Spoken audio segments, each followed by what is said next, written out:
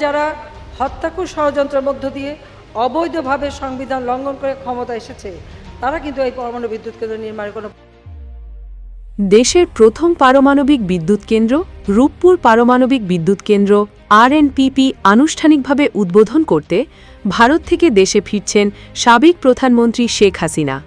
সংশ্লিষ্ট সূত্রগুলোর বারাত দিয়ে ছড়িয়ে পড়া এই তথ্যে জানানো হচ্ছে, শেখ হাসিনার শাসনামলের অন্যতম মেগা প্রজেক্ট এবং তার আজীবনের স্বপ্ন হিসেবে পরিচিত এই বিদ্যুৎ কেন্দ্রটি তিনি নিজ হাতে জাতির সামনে উন্মোচন করতে চান।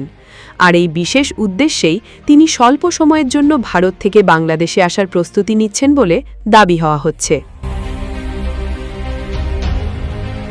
সরকারের উচ্চ পর্যায়ের একাধিক সূত্রের ইঙ্গিত, এই মেগা প্রকল্পের শুরু থেকে শেষ পর্যন্ত শেখ হাসিনা নিবিড়ভাবে যুক্ত ছিলেন। তাই ঐতিহাসিক এই মুহূর্তটি তিনি নিজেই উদযাপন করতে আগ্রহী। গুঞ্জন রয়েছে এই সফরের নিরাপত্তা নিশ্চিত করতে এবং একটি সুষ্ঠু পরিবেশ তৈরিতে বিশেষ কূটনৈতিক আলোচনাও চলছে। বলা হচ্ছে, রূপপুর কেন্দ্রটি যখন আনুষ্ঠানিকভাবে বিদ্যুৎ উৎপাদন শুরু করবে, তখন সেখানে তার সশরীরে উপস্থিতি এক ভিন্ন মাত্রার রাজনৈতিক বার্তা দেবে। তবে এই খবরের এখনও পর্যন্ত কোনো আনুষ্ঠানিক সত্যতা সংশ্লিষ্ট নাস্তা বা সরকারের পক্ষ থেকে পাওয়া যায়নি। বর্তমান রাজনৈতিক পরিস্থিতিতে সাবেক প্রধানমন্ত্রীর দেশে ফেরা কতটা বাস্তবসম্মত তা নিয়ে রাজনৈতিক বিশ্লেষকদের মধ্যে তুমুল বিতর্ক চলছে।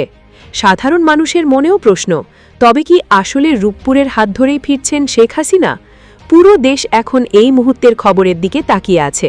এটি কি কেবলই গুঞ্জন, নাকি বড় কোনো চমক, তা সময় বলে দেবে। দর্শক, বলছিলাম যে গতকালকে যেন ভার্চুয়ালি শেখ হাসিনা ফিরে এলেন। পতিত শেখ হাসিনা আবারও আলোচনায় আসলেন এবং ক্ষমতা হারানোর পরে প্রথম প্রশংসা বানে বিদ্ধ হলেন, মানে প্রশংসার সাগরে ভেসে গেলেন।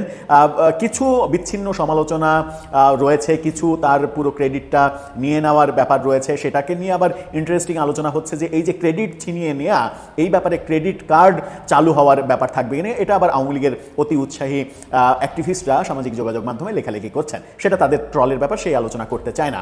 আমরা একেবারে বেশ কিছু গুরুত্বপূর্ণ পয়েন্টে আলোচনা করতে চাই যে গতকালকে কিভাবে শেখ হাসিনা ফিরে এলেন। চলুন কিছু তথ্য আপনাদেরকে শেয়ার করি। গোলাম মাওলা রনি তিনি ফেসবুকে একটা ফটোকার্ড শেয়ার করে, মাছরাঙা টেলিভিশনের একটা ফটোকার্ড শেয়ার করে তিনি লিখেছেন, তার পোস্টটা দেখে নিন। যে ফটোকার্ড শেয়ার করেছেন সেই ফটোকার্ডে লেখা 417 লিটার ডিজেলের কাজ করবে 4 গ্রাম ইউরেনিয়াম। সেখানে গোলাম মাওলা রনি এই ফটোকার্ডটা শেয়ার করে লিখেছেন, একজন স্বৈরাচারের একটি যুগান্তকারী সিদ্ধান্ত এবং একটি দুরন্ত সাহসের গল্প আজ বাংলাদেশকে কোথায় পৌঁছে দিয়েছে। পৃথিবীতে মাত্র 33টা দেশে পরমাণু বিদ্যুৎ উৎপন্ন, এর আগে 32টা দেশে পরমাণু বিদ্যুৎ উৎপাদনের ঘটনা ঘটেছে। বাংলাদেশ 33তম দেশ হিসেবে, পরমাণু বিদ্যুতের দেশ হিসেবে পরমাণুর জগতে পদার্পণ করলো। এটাকেও অনেকে স্বাগত জানাচ্ছে। অনেকে মানে কি, অন্তত 95%-এর বেশি মানুষ এটাকে স্বাগত জানাচ্ছেন, সাধুবাদ জানাচ্ছেন। এবং এই তাদের সাধুবাদ জানানো, স্বাগত জানানো, এইটার মাধ্যমে যেন গতকালকে মানে রহস্যজনক হলেও সত্য যে কেন যেন শেখ হাসিনা আবার জীবন্ত হয়ে উঠলেন, আবার ফিরে আসলেন। শেখ হাসিনাময় একটা দিন অতিবাহিত হতে দেখলাম, এত খারাপ অবস্থা যখন আওয়ামী লীগের যাচ্ছে তার মাঝেও। এই ফটোগ্রাফটা দেখে নিন। সেখানে ইত্তেফাক নিশ্চিত করছে রূপপুর থেকে আগামী 60 বছর নিরবিচ্ছিন্ন বিদ্যুৎ পাওয়া যাবে। কি বিশাল একটা মানে পাওয়া আমাদের জন্য। আগামী 60 বছর এই প্রকল্প থেকে নিরবিচ্ছিন্ন বিদ্যুৎ পাওয়া যাবে। প্রধানমন্ত্রীর উপদেষ্টা জাহিদুর রহমান তিনি বলছেন, কালের কণ্ঠের এই ফটোকার্ডটা দেখে নিন, তিনি বলছেন রূপপুর পারমাণবিক বিদ্যুৎ কেন্দ্রের প্রথম ইউনিট থেকে চলতি বছরের আগস্টে জাতীয় গ্রিডে 300 মেগাওয়াট বিদ্যুৎ যুক্ত হবে। এই প্রকল্প থেকে বাংলাদেশের মোট বিদ্যুৎ চাহিদার প্রায় 10% পূরণ হবে এবং প্রায় 2 কোটি মানুষ এর সুফল পাবে। মোদ্দা কথাটা কিন্তু জাহিদুর রহমান বলে দিয়েছেন এবং সহজ সরল স্বীকারোক্তির মাধ্যমে তার কণ্ঠে আমরা এই কথাটা পেয়েছি। এখন শেখ হাসিনা এই প্রকল্প থেকে $5 বিলিয়ন মেরেছেন, মেরে দিয়েছেন, মেরে খেয়েছেন। এই আলোচনাটা অনেক দিন থেকেই আমরা শুনছি এবং প্রফেসর ইউনূস সরকারের আমলে এই আলোচনাটা অনেক বেশি হয়েছে, এখনও হচ্ছে। এবং সেই আলোচনার সম্ভবত ইতি টেনে দিয়েছেন গতকালকে রাশিয়ার রাষ্ট্রদূত। গতকালকে প্রধানমন্ত্রী তারেক রহমানের সঙ্গে দেখা করেছেন। সেখানে প্রধানমন্ত্রী তারেক রহমান তাকে পরমাণু বিদ্যুৎ কেন্দ্র তৈরি করা, সহযোগিতা করা, এর জন্য রাশিয়াকে ধন্যবাদ জানিয়েছেন। এই সম্পর্ক আরও উন্নয়ন হবে, এই সহযোগিতার দ্বার আরও বেশি উন্মোচিত হবে, সেই প্রত্যাশা করেছেন। ইন্টারেস্টিংলি রাশিয়ার রাষ্ট্রদূত যেটা বলেছেন, আপনারা চ্যানেল 24-এর এই ফটোকার্ডটা দেখে নিন, তিনি সাক্ষাৎকার দিচ্ছেন। সেখানে তার ভাষ্য হচ্ছে, আমরা কি পাগল নাকি একজনকে $500 কোটি দিয়ে দেব? রাশিয়ান রাষ্ট্রদূত, অর্থাৎ $5 বিলিয়ন আমরা দিয়ে দেব, আমরা কি পাগল? মানে do you think we are crazy? এই কথাটা তিনি বলেছেন। কি বলছেন এক্স্যাক্টলি তিনি একটু ছোট্ট করে শুনে আসুন তার মুখ থেকেই, তাহলে ব্যাপারটা পরিষ্কার হয়ে যাবে। $5 billion. It's a big amount, of course. And how it can be done? To give to somebody $5 billion when the construction is just a little bit our credit, it was $11.38 billion. So do you think that we are so much crazy to give $5 billion to somebody? এই যে বক্তব্য তিনি দিলেন, অর্থাৎ শেখ হাসিনার বিরুদ্ধে যে প্রচারগুলো মানে চলছিল, এই প্রকল্প থেকে $5 বিলিয়ন মেরে দেওয়ার, $5 বিলিয়ন মানে চিন্তা করছেন যে কত টাকা। বাংলাদেশের রিজার্ভই যখন 33-34 বিলিয়ন, সেখান থেকে $5 বিলিয়ন একটা প্রকল্প থেকে মেরে দেয়া, সেটা কি সম্ভব? হ্যাঁ, সম্ভব হতো যদি সেটা দেশীয় অর্থে তৈরি হতো।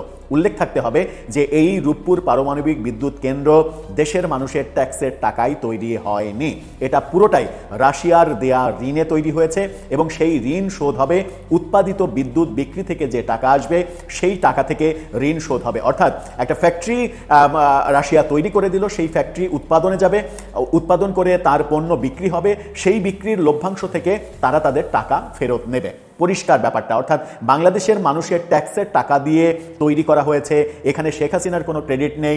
এই যে বক্তব্যগুলো, সেই বক্তব্যগুলো এখানে খুব একটা ধোপে টিকছে না। আর দুইটা গুরুত্বপূর্ণ বিষয় আপনাদেরকে তুলে ধরতে চাই, সেটা হচ্ছে এই পরমাণু বিদ্যুতের প্রকল্প যখন নেওয়া হয় তখন বাংলাদেশে এটার বিরুদ্ধে একটা গোষ্ঠী নেমে পড়েছিল, আন্দোলন সংগ্রাম, মিছিল, মিটিং, মানববন্ধন, অনেক কিছু করেছে। এবং গতকালকে এই মানে একটা মানববন্ধনের একটা ভিডিও এবং ছবি ছড়িয়ে পড়েছে।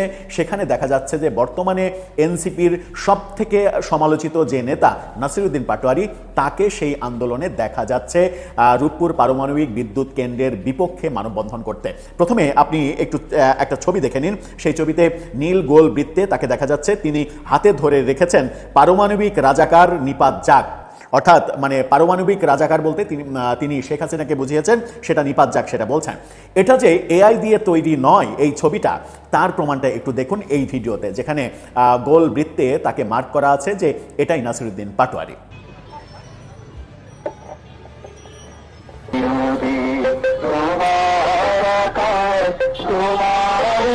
এই যে মানে পারমাণবিক বিদ্যুতের বিপক্ষে বয়ান তৈরি করার চেষ্টা করা হয়েছে, এবং সেখানে যে মানে ঐতিহাসিকভাবে অনেক আগে থেকে আজকে যারা এনসিপি করছেন কিংবা 24-এ যারা শেখ হাসিনার বিরুদ্ধে আন্দোলন করছেন, তারা যে অনেক আগে থেকেই শেখ হাসিনার বিরুদ্ধে সোচ্চার ছিলেন, এই ভিডিও এবং ছবি সেটাই প্রমাণ।